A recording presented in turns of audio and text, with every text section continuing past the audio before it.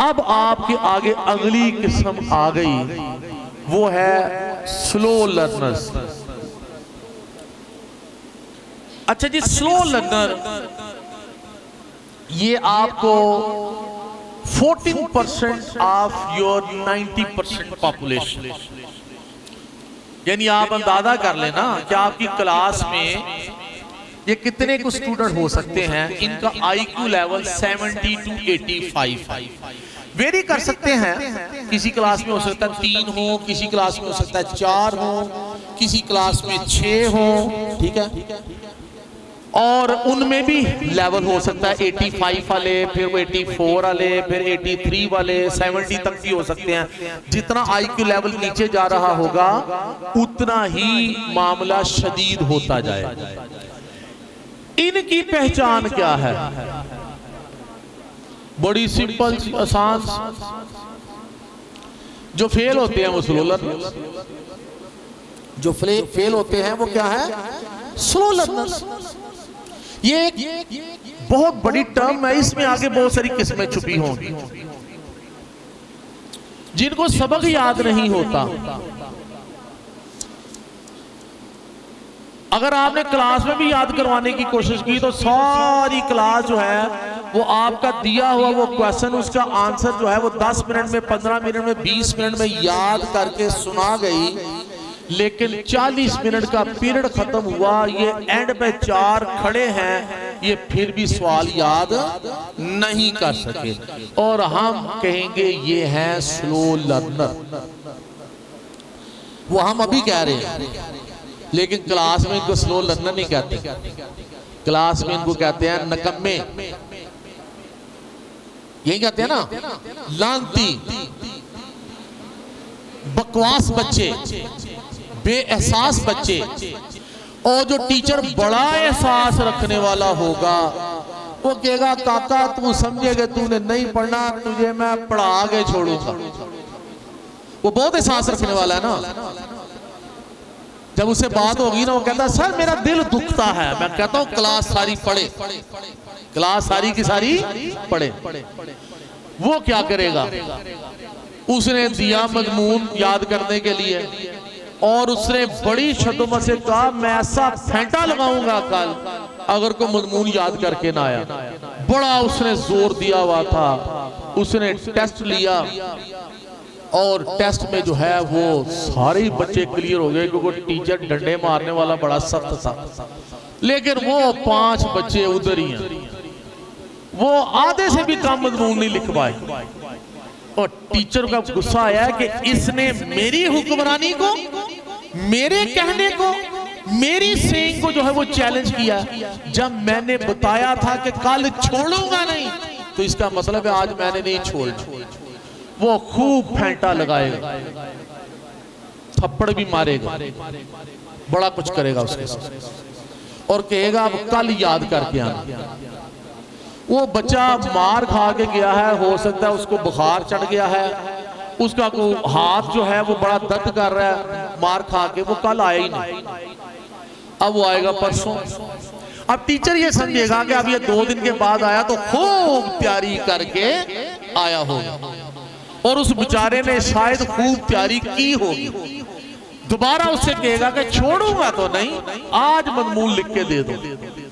वो लिखने बैठेगा तो पहले उसने लिए थे 3/5 या 4/5, आज उससे 1 नंबर और कम हो जाएगा, 3/5। अब टीचर को जो है ना, जो पंजाबी में कहते हैं, वो आएंगी कि ये क्या 4-5 दिन गुजर गए अभी भी काम नहीं, अभी भी नहीं हुआ। तो वो फिर और फेंटा लगाएगा, उसको और टाइम देगा। जब वो दोबारा करने के लिए आएगा तो हो सकता है 3 भी ना ले, 2 नंबर ले। यानी जो जो फेंटा लगता जाएगा एक वक्त के साथ उसकी प्रोग्रेस ऊपर नहीं बल्कि नीचे नीचे नीचे नीचे जाती जाती। ये ऐसे ही है जैसे किसी बच्चे की जेब में 50 रुपए का या 20 रुपए का नोट है और आप उससे 50 रुपए लेना चाहते हैं। आप उसे कहते हैं निकालो 50, वो जेब में हाथ डालता है, बाहर निकालता तो 20 का नोट वो देता है, एक थप्पड़ रसीद किया उसने। तुम्हें मैंने कहा 50 निकालो, 50, वो 20 दोबारा जेब में डालता है, मार्शल खा के जब दोबारा बाहर निकालता है तो फिर 20। लेकिन अब वाले जो 20 हैं, पहले तो वो बड़ा खड़कता हुआ नोट था, अब वो थोड़ा सा अंदर बाहर करने से घिसल गया, यानी अब वो 20 वाला भी नहीं लगता, वो लगता है कि ये इस 20 के नोट की 15 रुपए की चीज देनी चाहिए, जिस तरह की इसकी हालत हो, उसे और फेंटा पड़ता है, तजलील होती है, नकम्मा कहा जाता है, हड हराम कहा जाता है, क्लास के सामने खड़ा करके तजलील की जाती है, मुर्गा बनाया जाता है। और अगर कुछ स्कूलों में पनिशमेंट नहीं है, फिजिकल पनिशमेंट, तो वहां पर जुबान की पनिशमेंट इतनी तीखी होगी, ठीक है, कि वो बच्चा स्पाइल हो। अब की बार जब वो जेब में से निकालेगा तो वो 20 का नोट फट चुका होगा, अब वो 20 भी नहीं रहेंगे। इट मीन्स कि अगर उस बच्चे को अल्लाह ने सलाहियत दी थी कि ये 100 में से 20 नंबर ले सकता है, इसके पास बस इतनी ही सलाहियत है, हाँ तुम लोग उसको पॉलिश करके, एप्रिसिएशन करके, मोटिवेशन करके, उसके साथ एफर्ट्स करके, उसको उसके ऊपर कॉन्फिडेंस बिल्डअप करके वो 20 को 22, 24, 25 तक तो लेकर जा सकते थे, लेकिन 50 तक तो वो कभी भी नहीं जा सकता। डैम में बिजली बनाने की जो मैक्सिमम सलाहियत है वो 3000 मेगावाट है। अब जो मर्जी उसके साथ कर ले, वो 3000 मेगावाट से ऊपर नहीं जा सकती, वो नीचे आ सकती है, ऊपर नहीं जा सकती। लेकिन आपने उसको समझा नहीं, अल्लाह ने उसको ये सलाहियत ही नहीं दी थी, और आपने उसकी जो दी हुई सलाहियत थी वो भी मार मार के उसकी सेल्फ एस्टीम को नीचे गिराकर आपने वो 20 की सलाहियत भी खत्म कर दी। क्या आप स्कूल इंतजामिया के सामने अगर जवाबदेह नहीं हैं तो क्या आपका ज़मीर भी आपको मलामत नहीं करता? और अगर वो भी मर चुका है तो क्या रोजे क़यामत उस जगह पे खड़े नहीं होना जहां पर कोई बात छुप नहीं सके, उधर तो खड़े होना ही होना, तो जवाब दे तो होना ही होना है, चाहे यहां पर चाहे आगे। इसलिए इन बच्चों पर रहम कीजिए, इनकी जितनी सलाहियतें हैं उन सलाहियतों के मुताबिक इनसे काम लीजिए। अगर वो बच्चा सिर्फ 20 ही नंबर ले सकता था तो आपने उसका रिजल्ट 20 के मुताबिक ही बनाना। उसको ग्रेस मार्क्स देकर अगर करीब तरीन आ रहा है तो उसकी वो जो तजलील होनी है फेल होने से उसको बचाना है। स्कूल के लेवल तक तो आप काम कर सकते हैं ना उसके साथ, जहां तक आप कर सकते हैं वो कीजिए, उसको बड़ा होने दीजिए, क्योंकि अल्लाह ताला ने उसको तलीमी जहानत के लिए नहीं बनाया। मेरे पास वो स्लाइड नहीं है, मैं कभी आपको दिखाता कि दुनिया के जो कामयाब तरीन इंसान है उनमें ये स्लो लर्नर भी हैं। उन्हें स्कूल में कभी कुछ आता ही नहीं था, कुछ याद ही नहीं कर पाते थे, लेकिन स्पॉइल नहीं हुए। वालिदैन उनकी मोटिवेशन करते रहे, टीचर मोटिवेशन करते रहे, वो बने थे कारोबार के लिए, वो बने थे दुकानदारी के लिए, वो बने थे किसी स्किल वर्क के लिए। उनके जैसा गाड़ी ठीक करने वाला कोई दूसरा है ही नहीं, तलीमी जहानत के लिए वो नहीं बना था। तो चूंकि हमारा माशरा जो है हर बच्चे को पहले स्कूलों की फैक्ट्री में से बाहर निकालता है, तो उसने मैट्रिक लेवल तक तो कम अज कम स्कूल में ही वक्त गुजारना था, ताकि उसके जो पीयर्स हैं, उसके जो साथी हैं, किस तरह उठते बैठते हैं, क्या गुफ्तगू होती है, मुल्क का नसाब क्या है, मुल्क का करिकुलम क्या है, वो क्या बनाना चाहते हैं, यूजफुल सिटीजन क्या होता है, अदब और अदाब क्या है, बद इखलाकी क्या है, इखलाकियत, ये चीजें तो वो सीख रहे हैं।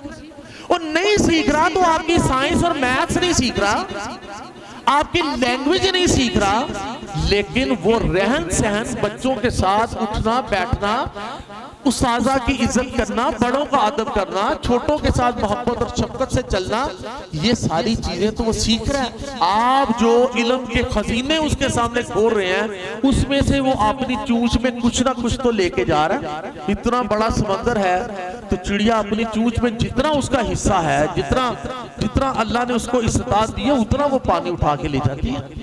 तो उसको लेने देना कि उसकी चूंच ही तोड़ दे। मेरी बात समझ रहे हैं? तो ऐसे बच्चों को जब आप मारेंगे, इनमें जो जज्बा पैदा होगा ना नफरत का, वो हकीकी होगा, वो हकीकी होगा। देखें, किसी इंटेलिजेंट बच्चे को, किसी एवरेज बच्चे को जब हम मारते हैं तो वो उसको किसी हद तक ये जरूर फील होता है कि मैं इससे बेहतर कर सकता था, तो मेरे टीचर ने मुझे सही सरगुज़श्त की है। वो इस बात को शायद समझ जाए, उसके दिल के अंदर शायद वो नफरत और जज्बा ना पैदा हो।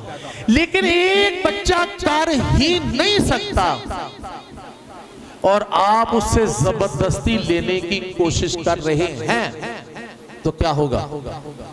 उस स्लो लर्नर को पता है मैंने अपनी फुल एफर्ट्स की हैं, मैंने दिन रात लगाया है, लेकिन मैं फिर भी कर नहीं पाया, तो फिर भी मुझे मारा जा रहा है।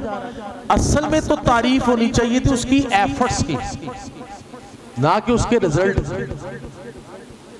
आपको पता है,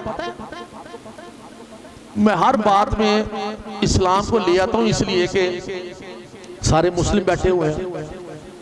क़यामत वाले दिन जो हिसाब किताब होगा वो रिजल्ट का तो नहीं होना।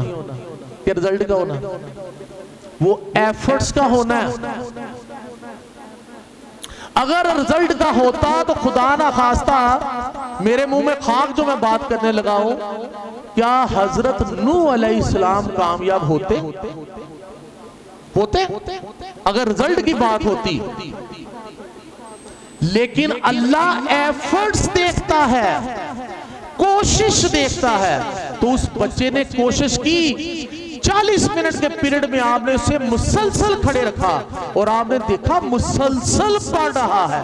वो बेचारा ना इधर देखता ना उधर देखता है, लेकिन रिजल्ट तो फिर नहीं दे रहा। आपने एप्रिसिएशन देनी थी उसकी एफर्ट्स की, और आप उसका रिजल्ट देख रहे हैं। मेरी बात अंडरस्टैंड कर रहे हैं? मैं तो इससे भी आगे जाने लगा हूं, क्योंकि वो तो अल्लाह की जात है ना। अल्लाह एफर्ट से भी आगे नीयत को देखेगा। इन्नमल अमालु बिन्नियात। एफर्ट्स का दारोमदार नीयत पर है। आप किस नीयत से एफर्ट्स कर रहे हैं? इसलिए जिसने 99 कत्ल किए थे, बनी इसराइल का एक शख्स था, तो उसने जाकर उस वक्त के मजहबी रहनुमा से पूछा, 99 कत्ल कर बैठा हूं, दिल में अब कुड़न है कि माफी मिल जाए, तो क्या अल्लाह माफ कर देगा? तो उसने कहा कि 99 कत्ल करने के बाद भी माफी? उसने कहा 99 तो किए हुए थे, चले 100 पूरा करे। उसने उस मजहबी रहनुमा को भी कत्ल कर दिया, 100 पूरे हो गए। लेकिन अंदर जो नीयत थी, कुड़न थी ना माफी की, उसने फिर किसी से पूछा, क्या 100 कत्ल के बाद भी माफी हो सकती है? उसने कहा कि हाँ, वो फलां बस्ती है, वहां पर कोई रहनुमा मौजूद है, वहां पर जाओ, माफी हो जाएगी तुम्हारी। हदीस में लिखा है कि वो शख्स अभी उस तरफ मुड़ा ही था और चंद कदम ही उठाए थे, उसकी जान निकल गई, मर गया। और अब फरिश्ते जन्नत के भी और दोज़ख के दोनों आगे लेने के लिए, क्योंकि उसने 100 कत्ल किए हुए थे, ठीक है? तो जन्नत के फरिश्ते भी आ गए वो नीयत की बुनियाद पर, और जहन्नम के फरिश्ते भी आ गए 100 कत्लों की बुनियाद पर। तो ये मामला अल्लाह के यहाँ गया। ये हदीस है पूरी की पूरी, कुछ थोड़े बहुत अल्फाज अल्लाह ताला माफ फरमाए क्योंकि मैंने कोड नहीं की हुई। तो वो वहां पर मुकदमा पेश हुआ, तो अल्लाह ने कहा कि कि जाओ जाकर देखो, अगर उसके कदम उस तौबा वाली बस्ती की तरफ ज्यादा उठे हैं तो फिर उसको जन्नत में ले जाओ, नहीं तो दोज़ख। फरिश्तों को रवाना किया और अल्लाह ने जमीन को हुक्म दिया कि तौबा वाली बस्ती की तरफ सिमट जाओ ताकि उसका फासला ज्यादा तय हो जाए उस तरफ। तो जब फरिश्तों ने मापा उसको तो तौबा वाली बस्ती की तरफ सफर ज्यादा था और उसको जन्नत में ले गए। ये तो अल्लाह की जात है ना कि वो तो नीयतों को देखती है, एफर्ट्स भी बेचारे की हुई नहीं। तो हम इस दुनिया में कम अज कम एफर्ट्स को देखें, नियतों का हाल तो हमें पता ही नहीं, वो तो अल्लाह ही बेहतर जानता है। हम क्या जाने इसके दिल में क्या है, ठीक है। तो एफर्ट्स को देखना है। अगर बच्चा एफर्ट्स कर रहा है तो समझिए इतनी एफर्ट्स करने के बाद भी रिजल्ट नहीं दे पा रहा तो इसके साथ कोई प्रॉब्लम है। अल्लाह ने इसे वो शायद सलाहियत ही नहीं दी, ठीक है। लेकिन फौरन इस रिजल्ट पे भी नहीं हम पहुंचते, हम पहले उसका मेथड देखते हैं, ठीक है ना। इसका मेथड ठीक है काम करने का, फलां चीज ठीक है, वो सारा कुछ ठीक होने के बाद भी अगर रिजल्ट नहीं दे पा रहा तो अल्लाह ताला ने जहानत ही इतनी दी है, उसके साथ जुल्म ना करें। अगर जुल्म करेंगे तो फिर वो मुझे एक वाकया याद आता है अक्सर पेशर इसी की बात करते हुए कि एक नफरत करेगा ना, वो बच्चा है अभी नफरत का इजहार नहीं कर सकता, और जब बड़ा होगा तो फिर वो नफरत का इजहार मैंने बताया ना कैसे किया उसने। तो वो क्या हुआ, एक स्कूल को आग लग गई और बच्चे जितने थे ना जो पढ़ने के शाइक नहीं थे, जिन्हें मारे पड़ा करती थी या कमजोर थे, तो वो सारे के सारे बच्चे बाहर स्कूल के बाहर जो है ना वो बंगला डाल रहे हैं कि मौज हो गई, स्कूल को आग लग गई, अब कौन सा पढ़ना पड़ेगा।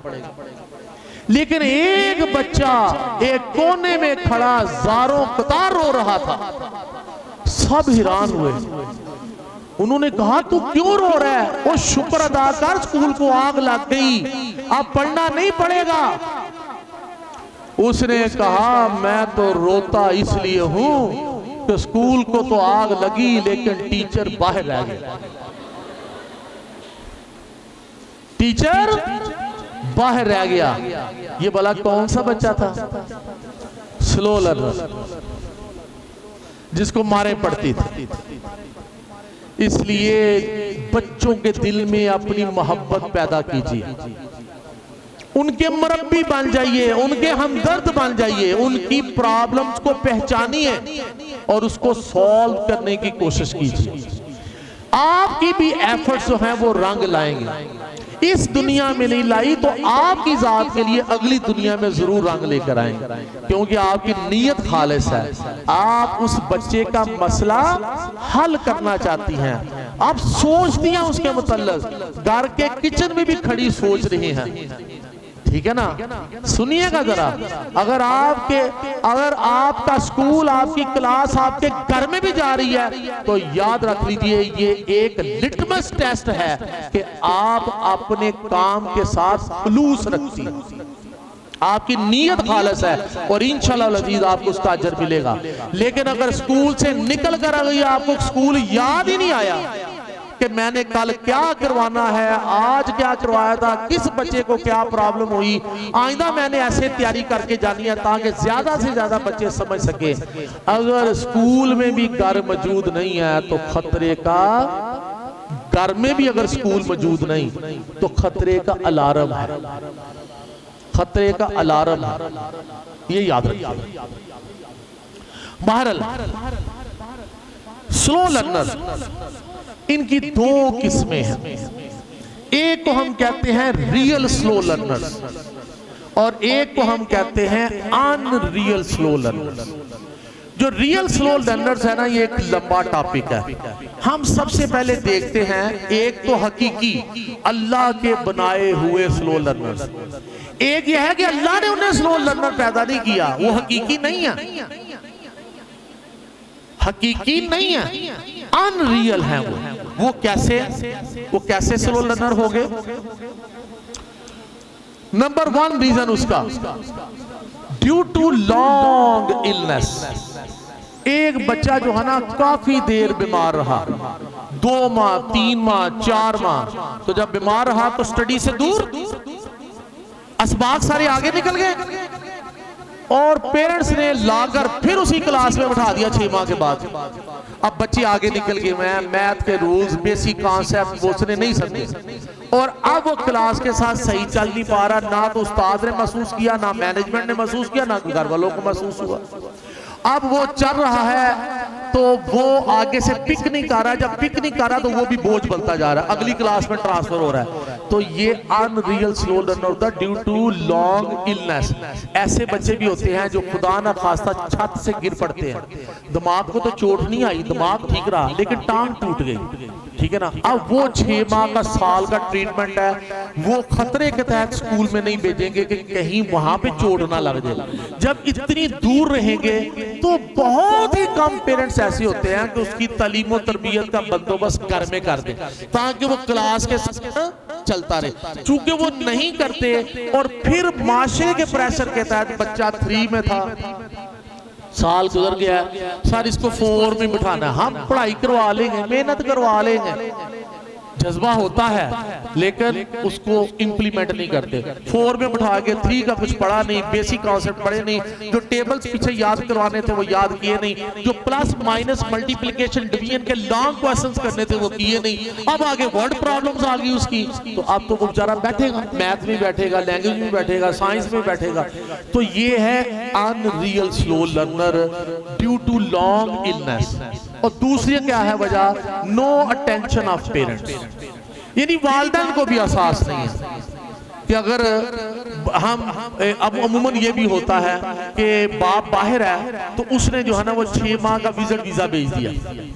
वैसे तो बाहर नहीं बुला सकता, इतनी आमदनी नहीं है कि फैमिली को साथ रख सके, लेकिन चले बच्चों को महसूस करने के लिए और बीवी को महसूस करने के लिए 6 माह का विजिट वीजा भेज दिया। अब बच्चे 6 माह बाहर रह के आए, अब वो तो गए हुए हैं एक ऐसी जर्नी पर लुत्फ उठाने के लिए, एंजॉयमेंट, ठीक है। वहां पर पढ़ने वाला कौन सा माहौल होगा, कौन पढ़ाएगा वहां पर? वो बच्चे भी 6 माह स्टडी से दूर है। अब 6 माह गुजरे तो उन्होंने कहा जी चले जी वीजा एक्सटेंड करवा लेते हैं कुछ 6 माह हो, तो वो भी कुछ साल 1.5 साल बाहर ऐसा ही स्टडीज के हवाले से टाइम वेस्ट करके आए हैं, तो वो भी स्लो लर्नर पेरेंट्स की वजह से। फिर नो अटेंशन ऑफ टीचर्स, अगर ये सब कुछ हो गया तो टीचर भी फील नहीं करता भाई ये बच्चा बिल्कुल ठीक था, इसकी पिछली क्लास की टीचर कह रही है ये बच्चा बिल्कुल ठीक था क्लास 2 में, 3 में, 4 में, अब क्या हुआ इसे? तो वो ये महसूस ही नहीं करती, वो नताइज नहीं बाहर निकालती कि इसके साथ क्या करना चाहिए, ये पीछे रह गया हुआ है। तो वो इस वजह से भी वो फिर अनरियल स्लो लर्नर जो है वो स्लो लर्नर ही रह जाता है। लेकिन ऐसे बच्चों का ट्रीटमेंट बहुत आसान, इनके लिए एक BMP क्लास होती है, यानी एक सेपरेट क्लास जिसका कोई तल्लुक किसी दूसरी क्लास के सिलेबस के साथ नहीं है। उन्होंने इस क्लास में इसको जांचना है कि मैथ्स में इसकी क्या प्रॉब्लम है। ये क्लास 5 का स्टूडेंट है, क्लास 5 के स्टूडेंट्स को 4 तक जो चीजें पढ़ाई गई थी, प्लस माइनस मल्टीप्लिकेशन डिवीजन और वर्ड प्रॉब्लम्स, ये काम करवाया गया था। कहीं अगर HCF और LCM भी करवाया गया है, फ्रैक्शंस के क्वेश्चंस करवाए गए हैं, तो इसका मतलब है कि हमने इसको चेक करना है कि पहले ये प्लस में कहां तक जा रहा है, माइनस में कहां तक जा रहा है, ठीक है। मल्टीप्लिकेशन के बड़े बड़े क्वेश्चन कर लेता है, टेबल इसको सारे अजबर हैं, डिवीजन कर सकता है कि नहीं कर सकता, फिर फ्रैक्शंस के क्वेश्चन कर सकता। तो जहां से उसकी लड़ी टूटी हुई है वो काम उसको करवाया जाता है। 1 माह 2 माह 3 माह 4 माह साल तक भी करवाया जा सकता है। जब आप उसकी क्लास के लेवल तक पहुंच जाते हैं, वो अपने बेसिक्स क्लियर कर गया है, अब उसको ट्रांसफर करते हैं वापस उसी क्लास में, तो वो जो अनरियल स्लो लर्नर है वो बिल्कुल इंटेलिजेंट और एवरेज स्टूडेंट जो है ना वो दोबारा बन जाता है। इनकी ट्रीटमेंट तो ये बहुत आसान है इस तरीके से। अगर प्रॉपर क्लासरूम नहीं है तो घर वालों को इन्फॉर्म किया जाए कि इसको अलहदा से ट्यूटर का अरेंज करके दें, या घर में अगर खुद पढ़ाएं तो ज्यादा बेहतर है। ये इसकी प्रॉब्लम्स है वो आपने बतानी है। ये किस लेवल तक काम कर सकता है? लैंग्वेज है तो सिर्फ 2 हरफी और 3 हरफी अल्फाज के भी रीडिंग करता है, जबकि ये 4 क्लास 5 क्लास में पहुंचा वहां पर तो 6 7 हरफी अल्फाज है, ये वो पढ़ ही नहीं पाता। ठीक है, तो लिहाजा इसकी लैंग्वेज जो है ये क्लास 1 तक तो ठीक है, 2 3 4 तक इसकी डेवलप नहीं है, उसको डेवलप करना है, मैथ्स को ऐसे करना है। ठीक है, तो ये अगर आप समझा दें तो, और ये याद रखिए ये सिर्फ 3 सब्जेक्ट्स पे काम होता है, ये सिर्फ 3 सब्जेक्ट, इंग्लिश, उर्दू और मैथ्स, ये तीनों लैंग्वेजेस हैं, तीनों लैंग्वेजेस याद रख ले, मैथ्स भी एक लैंग्वेज है। ठीक है ना, ये अपना इसका एक सिस्टम है, जिस तरह उर्दू का, इंग्लिश का, मैथ्स का भी, तो ये तीनों के ऊपर काम करना, कोई तीसरा चौथा सब्जेक्ट नहीं होगा कि साइंस, ड्राइंग, फलां नो नो नो, सिर्फ इन 3 सब्जेक्ट्स पे काम होगा। और जब वो अपने क्लास के लेवल तक पहुंच जाएगा उसको स्विच कर देंगे अगली क्लास, जिस क्लास में वो पढ़ रहा था। बाद के हमने ऐसे कई बच्चे तैयार करके आगे भेजे, ये अमलन हम कर चुके हुए हैं। तो ये जो अनरियल स्लो लर्नर है इसको आप बड़ी आसानी से कंट्रोल कर सकते हैं, सिर्फ पहचानने की जरूरत है। ठीक है, ये जैसे एक शख्सियत के कई रुख होते हैं, तो कोई एक जहत, कोई एक साइड, कोई एक चीज का कमजोर होना एज अ होल कह देते हैं कि उसकी शख्सियत में ये जोल है, वो शख्सियत पावरफुल नहीं है। ठीक है, वो शख्सियत, ठीक है। इसी तरह जब डिफरेंट जहतों में किसी स्टूडेंट में कोई डिसएबिलिटी पाई जाती है, कोई जहत, कोई करैक्टरिस्टिक, कोई पावर जो है वो कमजोर है, तो एज अ होल हम कह देते हैं ये स्लो लर्नर है। आपको ऐसे भी स्लो लर्नर मिलेंगे जो आप कहेंगे जी बाकी सब्जेक्ट्स में तो ठीक है, लेकिन मैथ्स जो है उसमें तो बिल्कुल 0 है या 10% है। बाकी सब्जेक्ट्स में तो ठीक है, लेकिन लैंग्वेजेस में, उर्दू और इंग्लिश में तो बस कुछ ना पूछे क्या हाल है।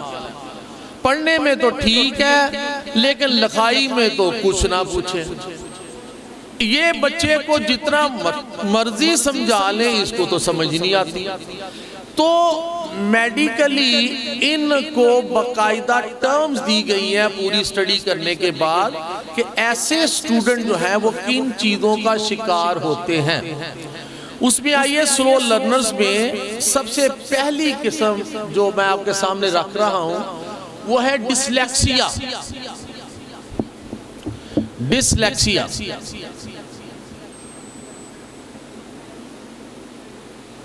इसके विजुअल्स में जाएं तो क्लासेस में या डिफरेंट माहौल में डिसलेक्सिया के जो विजुअल्स आपको नजर आएंगे वो कुछ इस तरह के होंगे। फिर जब मैं आपको इसके सिम्टम्स बताता हूं तो फिर आप पहचानिएगा, ये आपको हेल्प करेंगे। ये इसे क्या नजर आ रहा है, यानी पढ़ने में कोई दिक्कत फील कर रहा है, ऐसा ही है ना। लीजिए जी, डिसलेक्सिया के कुछ साइंस एंड सिम्टम्स आपके सामने रखता हूं जिससे बच्चे को पहचानने में आसानी हो जाए। नंबर 1, ये बच्चा रीड्स स्लोली एंड पेनफुली। इस बच्चे की जो रीडिंग है एक तो बड़ी ही स्लो होती है और बड़े दर्द के साथ, मींस बड़ी मुश्किल के साथ रीडिंग करता है, जैसे को बड़ी मुशक्कत कर रहा है। Number 2, experiences decoding errors especially with the order of letters। यानी पढ़ने में जो इसको सबसे बड़ी दिक्कत होती है कि लेटर्स की बेसिकली एक खास ऑर्डर होता है ना जिससे एक लफ्ज बन जाता है, ठीक है, उस ऑर्डर को पहचानने में और उस लफ्ज को प्रोनाउंस करने में, डिकोड करने में इसको प्रॉब्लम आती है। Has trouble with spellings, spelling बड़े कमजोर होते हैं।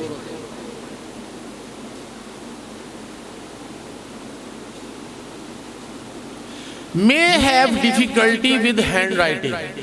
जब मैं मे कहता हूं तो ये जरूरी नहीं कि डिसलेक्सिया का शिकार बच्चा जो है उसकी हैंडराइटिंग बुरी हो, ये भी एक एस्पेक्ट हो सकता है कि उसकी हैंडराइटिंग भी सूटेबल ना हो। Exhibits difficulty recalling known words, यानी जो अल्फाज वो जो उसको आते हैं, जो वोकैबुलरी उसके पास है, उनको भी रिकॉल करने में, बोलने में ये प्रॉब्लम महसूस करता है। Has difficulty with written languages, यानी वही लिखा हुआ पढ़ना इसके लिए अजाब। और बाज़ हालतों में जो डिसलेक्सिक स्टूडेंट्स हैं वो मैथ्स में भी प्रॉब्लम का शिकार होते हैं। अतः कि मैथ्स की एक अलग टाइप है, लेकिन यह है कि डिसलेक्सिक स्टूडेंट जो है ये बाज़ दफ़ा मैथ्स में भी जो है ना वो प्रॉब्लम रखता है। अभी मैं शुरू में आपको बता दूं कि अभी मैं जितनी भी किस्में आपको बताऊंगा ये बाज़ हालतों में एक दूसरे से मिक्सअप होती हैं, यानी कुछ सिम्टम्स ऐसे हैं कि वो सब में कॉमन निकल आते हैं। इसलिए अब बात को अंडरस्टैंड करें। एंड में मैं एक रिजल्ट भी आपको दे दूंगा, एक आम फहम सा, ठीक है, जिससे आप समझ लें कि ये चंद एक वर्ड्स हैं, इसी बात को याद रख ले तो ये बच्चा फलां चीज का शिकार हो सकता है। अभी तक जिस नतीजे पे हम पहुंचे वो यही है कि मेजर ये बच्चा बेसिकली रीडिंग नहीं कर पाता, और लेटर्स के जो ऑर्डर्स होते हैं, ठीक है, उन ऑर्डर्स को पहचान के क्या लफ्ज बनता है उसको पहचानने में प्रॉब्लम होती है। यानी वो लेटर्स जो हैं वो इसके सामने समझे कि एक जगह पे टिकते नहीं हैं। अगर आपको याद हो, किसी ने मूवी देखी हो तारे जमीन पर, ठीक है, उसमें जब टीचर उसको बार बार कहती है रीड लाउडली, रीड लाउडली, अब उससे तो पढ़ा ही नहीं जाता, वो मुश्किल से पढ़ने की कोशिश कर रहा होता है, ठीक है ना, तो वो फिर वो जो बोलना शुरू कर देता है। आप टीचर की बात सुन के तो उसको यही समझ आ रही है इस वक्त, मैं तेजी से तो यही पढ़ सकता हूँ। फिर उसके अल्फाज ये भी थे कि मैं जब पढ़ता हूं तो लेटर्स आर डांसिंग, ये लेटर्स जो हैं ये मेरे सामने डांस करते हैं, तो बच्चे सारे हंसते हैं इस बात पर। तो बेसिकली वो डिसलेक्सिक स्टूडेंट था, डिसलेक्सिया का शिकार था कि लेटर्स के ऑर्डर को वो इतनी जल्दी रिकॉग्नाइज करके उससे क्या लफ्ज बनता है वो नहीं पहचान पाता, डिकोड नहीं कर पाता। लेटर्स एक कोडिंग है ना, एक कोडिंग है। कोडिंग क्या है? TREE, एक कोडिंग है। इसको फॉर्म पढ़ेगा ट्री, FREE, फ्री, ये कोडिंग है। लेकिन उससे ये कोडिंग जो है, हम जो नॉर्मल लोग हैं वो तो फटाफट इसको देखकर जो है वो पढ़ लेंगे, लेकिन उससे जो है ना ये कोड डिकोड नहीं हो पाता, ठीक है ना, इतनी जल्दी नहीं हो पाता। अब ऐसे बच्चे जो हैं ये तो बाय नेचर है, बाय नेचर है, वो मैं पहले ही अब एक्सप्लेन कर बैठा हुआ हूं, मजीद उसके ऊपर टाइम देने की जरूरत नहीं है। अब आए हम इस ऐसे बच्चों के लिए सॉल्यूशंस तजवीज करते हैं कि ये जो बच्चे जो रीडिंग प्रॉब्लम्स का शिकार होते हैं इनके लिए क्या सॉल्यूशन है, इनको कैसे टेम करना है, कैसे ट्रेन करना है। Number 1, provide a quite area for activities like reading, answering, comprehension questions. यानी इनको एक क्वाइट एरिया चाहिए। घर वालों को भी आपने बताना है कि ऐसा बच्चा जो है इसे घर में भी एक ऐसी प्लेस चाहिए जहां पर शोर ना हो, ताकि ये अपनी पूरी कंसंट्रेशन के साथ काम कर सके। अब क्लास में अगर आपके पास माहौल साजगार हो तो आप इसको भी एक लोनली प्लेस दे सकते हैं, सेपरेट, बजाय कहीं क्लास के दरमियान में उसको इंजेक्ट करने से अगर आप उसको सेपरेट लाइन के शुरू में एक कोने में बिठाकर इसको टाइम दें, क्योंकि आप पहचान गए, और ऐसे बच्चे कितने होंगे आपकी क्लास में 1-2 हो सकता है, 3 हो सकते हैं, 2 हो सकते हैं, हो सकता है 1 ही हो जो खास इस चीज का शिकार है। तो ऐसे बच्चे को क्या करना है, हमने क्वाइट एरिया देना, ठीक है, क्योंकि कंसंट्रेशन के साथ वो काम कर सके। नंबर 2,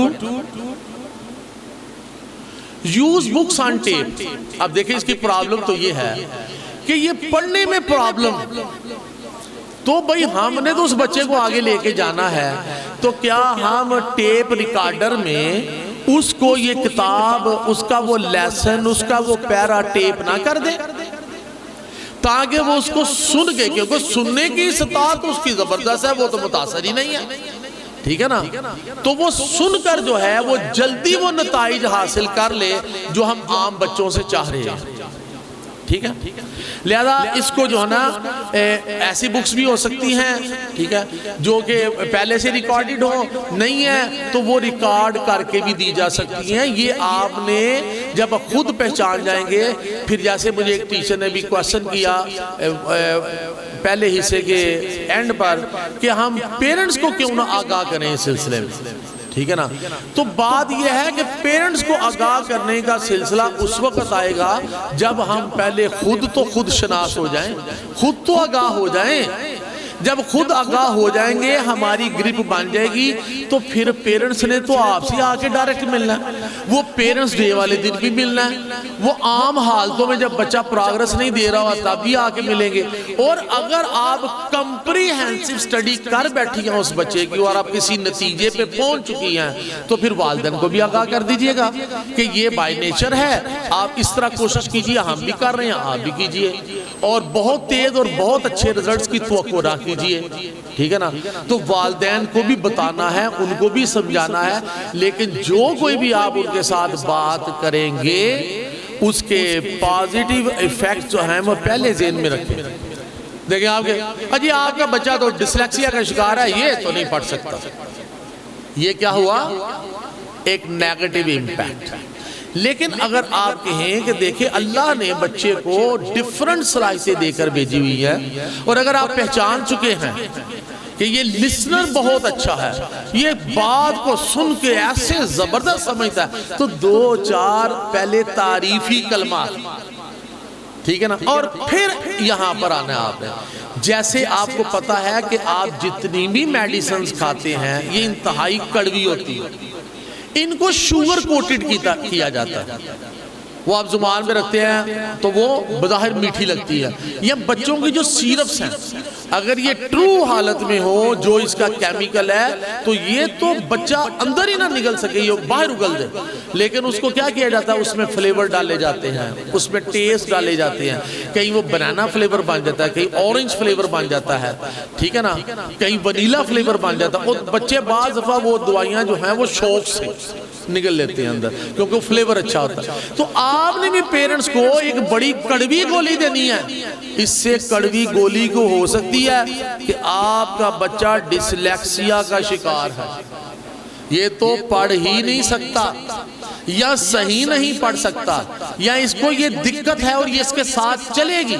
हाँ, इसको पॉलिश करके हम आहिस्ता आहिस्ता काफी हद तक ठीक कर लेंगे।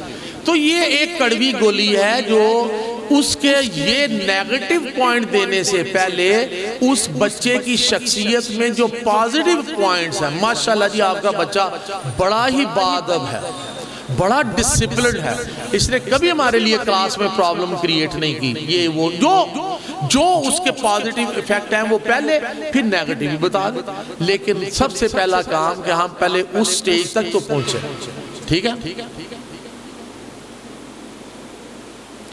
इसका अगला यह है कि use books with large print and big spaces between lines. चूंकि इसके लेटर्स डांस करते हैं एक दूसरे के साथ, मिक्सअप होते हैं, तो आप उन लेटर्स को बड़ा कर दें, प्रिंट बड़ा कर दें, और लाइनों के दरमियान में स्पेस बढ़ा दें। एक तहरीर जो एक लाइन लिखी है, अगली लाइन जरा दूर हो, तो जब इस तरह की तहरीर उसको पढ़ने के लिए मिलेगी तो उसके लिए कदरे आसान हो जाएगा रीडिंग करना। लेकिन आहिस्ता आहिस्ता अपने उस जो प्रॉब्लम है उसको आहिस्ता आहिस्ता वो फेस करना और उसको ठीक करना किसी हद तक वो कर लेगा। लेकिन उसके लिए ये पॉइंट्स हैं, ये चीजें हैं, ये स्ट्रेटजीज हैं जो आपने उसके साथ अप्लाई कर दी है। अब देखिए इसके पूछे जी ये कैसे हो सकता है, तो आपको पता है किताब के एक पैरे को आप पूरे पेज के ऊपर बड़ा करके फोटोकॉपी कर सकते हैं। अब तो ये आम बातें हो गई हैं, तो उसको बड़ा करके देना है, या तो उसको छोड़ दे जैसे छोड़ा हुआ है, बस जी ये तो होने ही फेल है, ये 5-7 जो है ना वो वाले ये तो होने ही फेल है, या तो उनको उनके हाल पे छोड़ दे जैसे छोड़ा हुआ पहले, तो नहीं तो फिर आपको बाहर। और जब आप ये काम करेंगे आपको बड़ा गुड फील होगा, इत्मीनान होगा कि मैं हर बच्चे के ऊपर काम कर रही हूं। अच्छा ये काम भी किया जा सकता है, provide a copy of lecture notes. जो आपने पढ़ाना है चूंकि पढ़कर उसको समझना उसके लिए काफी हार्ड है, तो जो खास पॉइंट्स हैं वो इन रिटर्न उसको दे दिए जाए। जैसे कहते हैं ना इख्तसार के साथ, हेडिंग्स के साथ, ठीक है ना, अच्छी प्रेजेंटेशन के साथ वो चीजें उसको प्रोवाइड कर दी जाए। Don't count spellings on history, science and other similar tests। ये बात आमिर खान ने भी की थी तारे ज़मीन पर, जब वो प्रिंसिपल से मिला था तो उसने सजेस्ट किया था कि सर कुछ अरसे के लिए इस बच्चे के जो रिजल्ट्स आ रहे हैं उससे जरा नजरसानी कीजिए, उनको ना देखिए, ठीक है। यानी देखें एक बच्चा स्पेलिंग्स का प्रॉब्लम का शिकार है, स्पेलिंग्स उसने गलत लिख रहे हैं, और अगर वो तहरीर लिख जाता है, अगर वो तहरीर लिख जाता है और पढ़ के आपको पता चल जाता है कि स्पेलिंग ही आगे पीछे है, बाकी बच्चे की तहरीर ठीक है, तो साइंस उसने समझ ली, हिस्ट्री उसने समझ ली, तो इसमें स्पेलिंग के नंबर काटने का क्या तुक बनता है। जब आप लैंग्वेज के ऊपर काम कर रहे होंगे तो उसमें तो इन चीजों को डिनोट करें, लेकिन यहां पर सरफे नजर इग्नोर करना, यानी इग्नोर किस हवाले से, नंबर देने के हवाले से, कि आप स्पेलिंग की वजह से नंबर ना काटिए।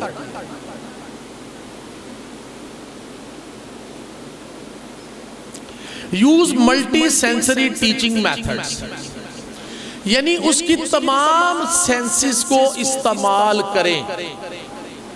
जैसे छूने की हिस्स हर एक में बड़ी जबरदस्त होती है, अब वो बच्चा पहचान ही नहीं पा रहा है एट लो लेवल कि बी किस तरह है और डी किस तरह है, तो एक सैंड बॉक्स में उसको बी लिखाना सिखाएं कि ये सीधी लाइन और राइट साइड पे कर्व ये होगा बी फॉर बैट, ठीक है, और डी क्या होगा, ये सीधी लाइन और अब लेफ्ट साइड पर कर्व, तो ये होगा डी। तो ये क्या है, पेंसिल और पेन के साथ लिखना, ये वो मैसेजेस ब्रेन को भेजता ही नहीं भाई। जिनके तो ब्रेन स्ट्रांग है, डिसलेक्सिक नहीं है, उनको तो वैसे देखकर ही जो है वो मैसेज पहुंच जाता है कि इसका कर्व इस साइड पर है, इसका कर्व इस साइड पर है, लेकिन उसे नहीं पहुंचना ना, उसकी वायरिंग में प्रॉब्लम है। तो अब क्या है कि उसकी छूने की हिस्स जो है वो बिल्कुल स्ट्रांग है, तो जब वो रेत में लिखेगा तो ये छूने की हिस्स डायरेक्ट मैसेजेस उसके ब्रेन को भेजेगी कि ये शेप क्या है, वो बड़ी जल्दी सीखेगा। फिर सैंड पेपर के ऊपर एक ऑलरेडी बी और डी लिखा हुआ, वो उसके ऊपर ऐसे उंगलियां फेर कर जो है, तो चूंकि वो रफ पेपर है, सैंड पेपर है, तो वो भी मैसेजेस दे रहे हैं।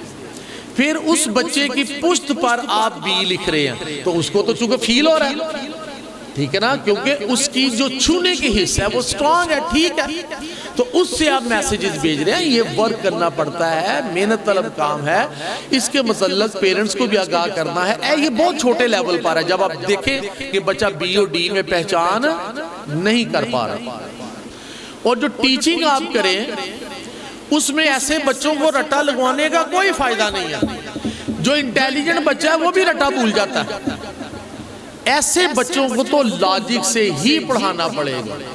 अंडरस्टैंडिंग से ही पढ़ाना पड़ेगा, तब जाके बात बनेगी, लॉजिक से बात होगी। इनके लिए तो रट्टा बिल्कुल ही कुछ नहीं है। अभी याद किया, उसकी माँ ने कहा ना, वो क्या नाम था बच्चे का, ईशान, तारे जमीन पर, उसकी माँ ने कहा ये अभी कल ही तो तुम्हें याद करवाया था इतना अच्छा, आज तुम बिल्कुल ही कुछ नहीं कर पा रही। क्या हुआ? वो खुद परेशान है कि कल इसने बिल्कुल सही याद कर लिया हुआ था और अब क्या। तो ये रटा था ना, तो जब तक लॉजिक के साथ वो नहीं काम करेगा, ठीक है ना, मसल्स और अपने तमाम सेंसरी ऑर्गन्स जो है उनको इस्तेमाल नहीं करेगा, वो चीज उसके जहन में नहीं बैठ सकेगी। और ऐसे बच्चे के लिए जो असबाक हैं वो लंबे नहीं होने चाहिए, वो छोटे छोटे होने चाहिए। अगर नॉर्मल बच्चों को, एवरेज बच्चों को आप एक क्वेश्चन 6 लाइनों का देते हैं, तो ऐसे बच्चों के लिए उसकी इंटेंसिटी के वाले से 1.5 और 2 लाइनों की बात होगी।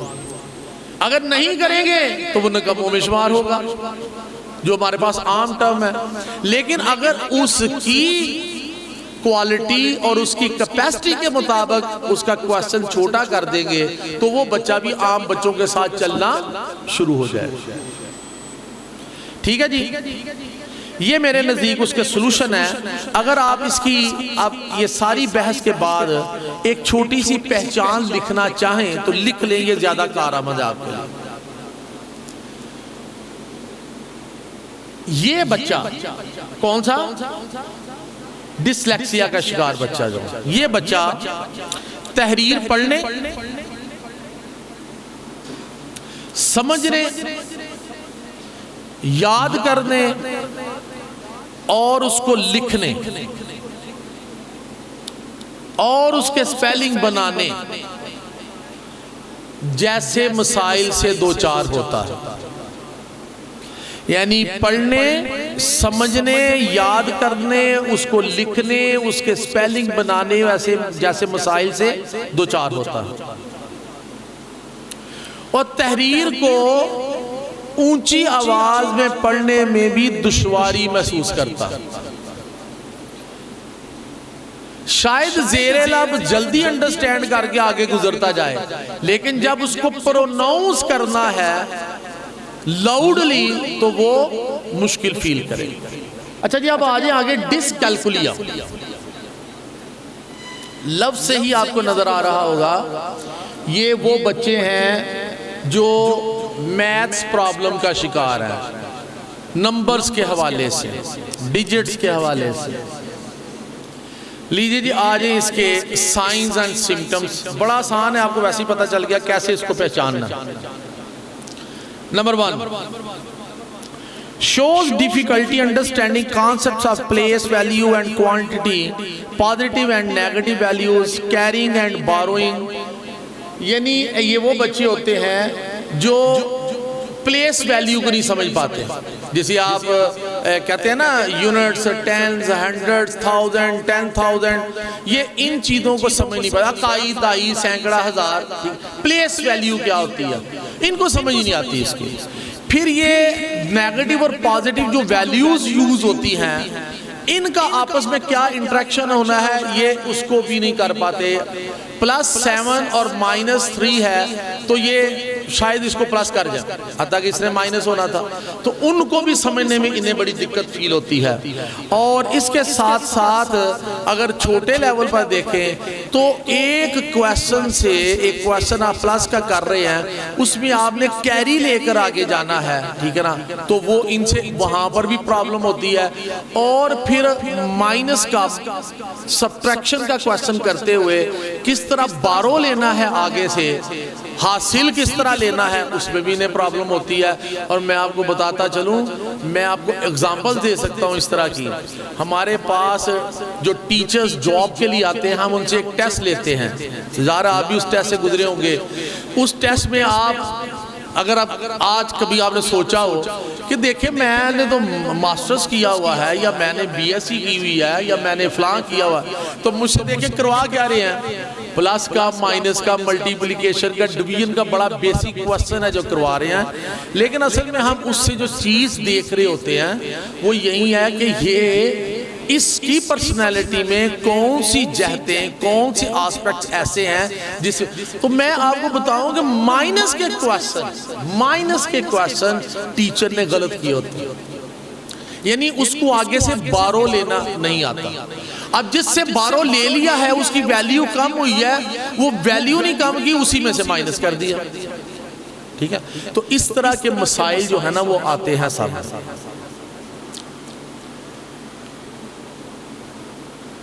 अच्छा, ऐसा बच्चा जो है जो वर्ड प्रॉब्लम्स आ जाती है ना मैथ्स में, वैसे अगर उसको मैथ्स का क्वेश्चन दें कि 10 + 35 कितना होगा, तो शायद वो इजीली कर ले 45। लेकिन अगर उसे वर्ड प्रॉब्लम्स में ले आए और उसे कहें कि सारा के पास 10 बॉल हैं और उसके भाई के पास 35 बॉल हैं, तो बताओ कुल कितने बॉल बने। तो ये वर्ड प्रॉब्लम है, ये प्लस का क्वेश्चन। वैसे उसने 10 + 35 45 कर लिया था, लेकिन इसको बावजूद कोशिश के वो नहीं कर पाएगा। और अगर टीचर ने समझा के करवा लिया, जब वो वर्ड प्रॉब्लम आएगी पेपर में तो वो भूल गया होगा, वो उसे वो ये क्वेश्चन नहीं कर सकेगा।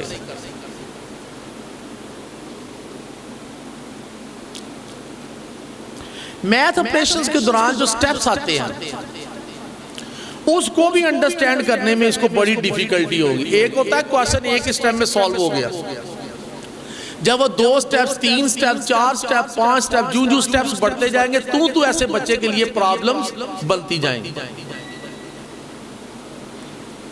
Face difficulties in making change and handling money. अच्छा, ये चूंकि नंबर्स और अदादो शुमार में वीक है, इसलिए जो अपनी जो मनी है उसको एक्सचेंज करना, 100 रुपया दे के चीज ली, बाकी कितने आने चाहिए, ठीक है ना, इसमें भी इसको प्रॉब्लम होती है। ठीक है ना। ऐसा बच्चा जो है प्लस माइनस मल्टीप्लिकेशन और डिवीजन के साइंस जो है उसको आपस में मिंगल करेगा, मिक्स करेगा, यानी उनके पैटर्न को समझने में भी इसको प्रॉब्लम होगी। Has difficulty putting language to math process.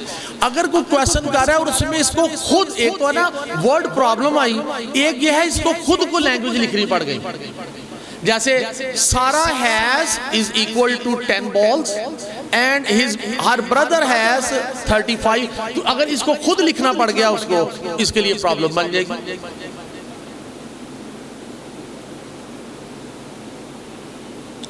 Days, weeks, months, seasons वगैरह, इसके कॉन्सेप्ट भी समझने में इसको प्रॉब्लम होगी।